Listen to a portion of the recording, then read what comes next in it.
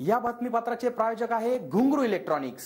Satyaratan, Nashik west, Sinnar, Nashik.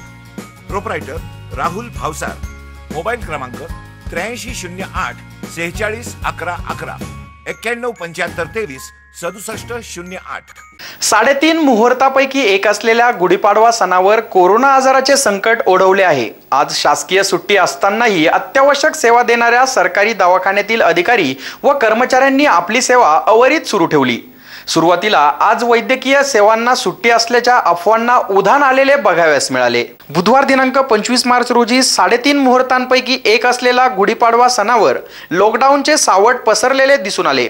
सर्व कार्यक्रम रद्द झाल्याने सर्व रस्ते निर्मनुष्य दिसत होती।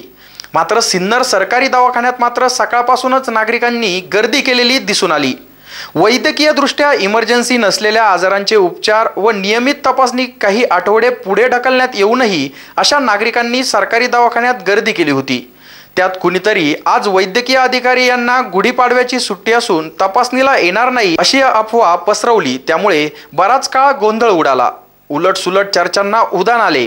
मात्र अत्यावश्यक सेवेत गणल्या जाणाऱ्या वैद्यकीय सेवा ही सुट्टीच्या दिवशीही सुरू असते याचे उदाहरण सिन्नर नगरपालिका दवाखान्यातील अधिकारी व कर्मचाऱ्यांनी दाखवून दिले।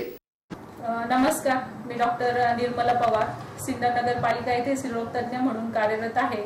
कोरोनाच्या पार्श्वभूमीवर सिन्नरकरांना मला एक आवाहन करावेसे वाटतं, ते म्हणजे की अत्यावश्यक सगळ्या सुविधा आपल्या चालू आहेत। तसंही आपण ज्यांना काही त्रास आहे, सर्दी खोकला किंवा यासारखा काही आजार काही लक्षण आहेत, त्यांना आपण काउन्सिलिंग आणि ट्रीटमेंट ही आपली सुरूच आहे। 24 म्हणजे आठवड्याचे 24 तास आम्ही इथे अवेलेबल आहोत। त्या संदर्भात कुठलीही शंका मनात आणू नये। फक्त मला एवढीच विनंती करायची, जे काही बाहेरून पुणे, मुंबई किंवा फॉरेन ट्रॅव्हलिंगची ज्यांची काही मागच्या काही दिवसांमध्ये हिस्ट्री आहे, अशा लोकांनी स्वतःहून आपण हॉस्पिटलमध्ये येऊन स्वतःचे चेकअप करून घ्यावे आणि त्यांना आपण 14 दिवस होम क्वारंटाईन म्हणजे घरातच एका रूम मध्ये थांबायला सांगतोय। त्यांनी जनसंपर्क टाळावा। याबद्दल म्हणजे स्ट्रिक्टली आपण ज्या गोष्टी डॉक्टर तुम्हाला सांगताय, आमचे हेल्थ वर्कर सांगताय, त्या गोष्टी फॉलो कराव्यात। कारण असं लक्षात येतं की भरपूर जण होम क्वारंटाईन म्हटलं की त्याविषयी मनामध्ये शंका कुशंका निर्माण होत आहे। पण एकदम सोप्या भाषेत म्हणजे आपण दुसऱ्यांशी, घरातल्या व्यक्तींशी संपर्क टाळावा। होम क्वारंटाईन म्हणजे आपण घरात राहून बाकी इतर व्यक्तींना घरात बोलवू नये किंवा जी व्यक्ती आपल्याला जेवण पाणी या अत्यावश्यक गोष्टी देते तिच्यामध्ये पण आपण 1 मीटरपेक्षा थोडं अंतर ठेवलं पाहिजे आणि एकत्र बसू नये, गप्पा वगैरे या गोष्टी टाळाव्यात आणि घरातल्या व्यक्तींनी आणि त्या व्यक्तीनेही मास्कचा वापर करावा व सतत हँडवॉश करावे ही विनंती आहे। या व्यतिरिक्त जास्त प्रमाणात जी हॉस्पिटलमध्ये गर्दी होते, आजही आम्ही बघतो सिन्नर नगरपालिकेत खूप प्रमाणात रुग्ण येत आहेत। हे त्यांना एक गोष्ट सांगावीशी वाटते की जर इमर्जन्सी नसेल किंवा असे काही सर्दी खोकले याच्या व्यतिरिक्त लक्षणं नसतील तर थोड्या प्रमाणात आपण घरी थांबलेलं जास्त उत्तम राहील। कारण कोणता रुग्ण पॉझिटिव्ह आहे हे आपण वरचेवर सांगू शकत नाही तपासणी झाल्याशिवाय आणि गर्दीच्या ठिकाणी गेलं तर संसर्गाचा प्रादुर्भाव जास्त आढळतो।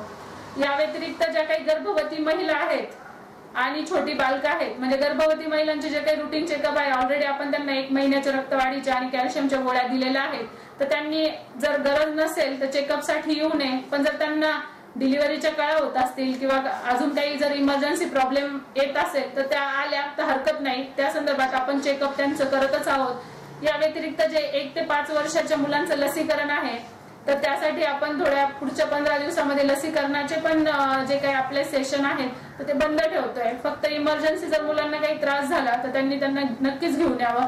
हे या सगळ्या गोष्टींमागचा एकच उद्देश आहे, तो म्हणजे आपण गर्दी टाळावी। गर्दी जर आपण टाळली आणि आपण स्वतःची आणि आपल्या आजूबाजूच्या लोकांच्या सुरक्षिततेचा जर विचार केला तर नक्कीच आपण कोरोनावर लवकरच मात करू शकतो। आणि यासाठी डॉक्टरांना किंवा आमचे जे वैद्यकीय मेडिकल जे स्टाफ आहे त्यांना या सिन्नरच्या जनतेचा नक्कीच म्हणजे त्यांचं सहकार्य लाभेल अशी मी अपेक्षा करते। यावेळी या ठिकाणी एक इसम स्वतःची तपासणी करून घेण्यास या ठिकाणी आलेला होता। सदरील इसम केवळ काळजीपोटी घाबरलेला दिसला। त्यात त्याचा बीपी वाढला होता। परराज्यातून आलेल्या या इसमास मुंबईमध्येही रोखण्यात आले होते। त्यांची तपासणी केली असता त्यांना कुठलाही आजार न झाल्याचे आढळले। तरीही त्या इसमात 14 दिवस घराबाहेर न पडण्याचा सल्ला देण्यात आला व काळजी घेण्याचे आवाहन करण्यात आले. SN न्यूजसाठी अक्षय गायकवाडसह प्रशांत सोनवणे. इंडिगो फ्लाईटनी का तिथं तुम्हाला म्हणजे एअरपोर्टवर चेकिंग झालं का तुमचं? कोलकात्याला झालं. काही त्रास आता तुम्हाला काय काळजी घ्यायची आहे ते तिथं सांगितलंच असेल तरी पण मी एकदा सांगते.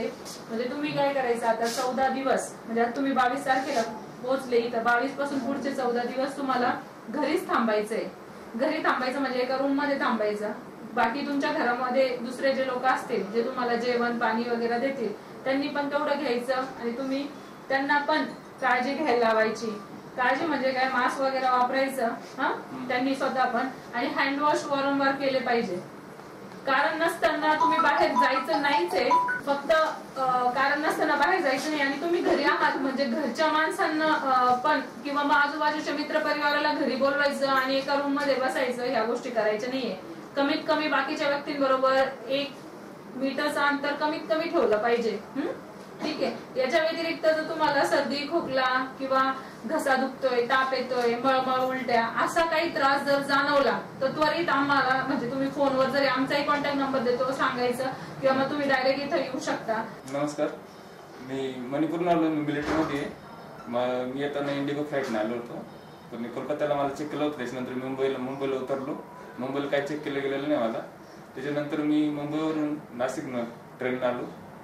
आता माझ्या मनामध्ये शंका होती का काही लक्षणं वगैरे लागले असतील का, त्याच्यामुळे मी सिन्नर हॉस्पिटलला इथं चेक करण्यासाठी आलो. पण तिथे डॉक्टरांनी सल्ला दिला मला की तुम्हाला काही झालेलं नाही. किंवा सर्दी खोकला घशात थरथर करणे वगैरे उलटी असं काही प्रकार माझ्या नाही लक्षणं नाही. त्यामुळे डॉक्टरांनी मला 14 दिवस अंडरग्राऊंड राहायला सांगितलं म्हणजे घरामध्ये राहायला सांगितलंय आणि लहान मुलांपासून दूर राहण्यास सांगितलंय.